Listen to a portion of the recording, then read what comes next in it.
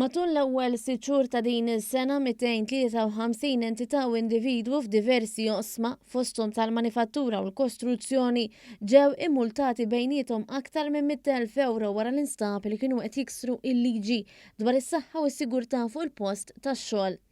Fi stqarrija l-Awtorità għas-Saħħa u s-Sigurtà fuq il-Post tax-xogħol l-OHSA qalet li bdiet proċeduri legali kontra 74 individwu minħabba nuqqasijiet serji li nstabu fuq il-post tax-xogħol mod partikolari fis-siti ta' kostruzzjoni.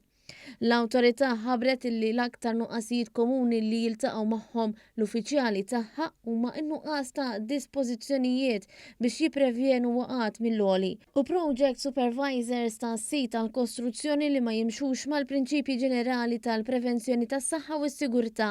Nuqqas ieħor li sabet l-Awtorità kien li l-klijenti tas-siti tal-kostruzzjoni ma jsegwux ir-rakkomandazzjonijiet tal-project supervisors. Kif kien ħabbar News ftit jimilu fl-ewwel 6 xhur ta' din is-sena l-Awtorità għas-Saħħa u s-Sigurtà fuq il-post tax-xogħol wetqet 2177 ispezzjoni f'postijiet differenti tax-xogħol, kemm waqt il-ħin tax-xogħol kif ukoll aktar tard matul il-ġurnata jew fit-tmiem il-ġimgħa. L-uffiċjali tal-OHSA ħarsu lejn numru ta' aspetti fl-attività tax-xogħol li kienet isiru ħadu azzjoni skont il-livell ta' riski li kien hemm.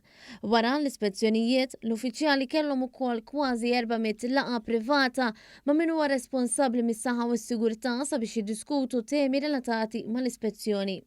F'sitwazzjonijiet fejn il-periklu huwa sinifikanti iżda mhux għoli jinħarġu l-hekk imsejħa improvement notices li jagħtu istruzzjonijiet lil min iħaddem biex jirrimedja s-sitwazzjoni f'perjodu ta' żmien raġonevoli.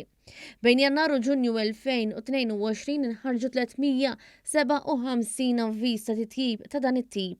Fl-istess waqt f'403 postijiet ta' xogħol spezzjonati, il-perikli tqisu serji biżejjed li setgħu iwasslu għal mewt jew ħsara fiżika serja. F'dawn il-każijiet l-Awtorità qalet li jinħarġu ordnijiet biex ix-xogħol jieqaf minnu fih sakemm is-sitwazzjoni tiġi rimedjata. Żied jingħad li f'dawn il-każijiet kollha jinħarġu multi jew jinbnew proċeduri legali meta jintemmu l-investigazzjonijiet min-naħa tal-OHSA. Fl-istess żmien l-OHSA verifikat ukoll 2466 rapport ta' eżaminazzjoni tat-tagħmir u 951 formola ta' notifika ta' kostruzzjoni fost oħrajn.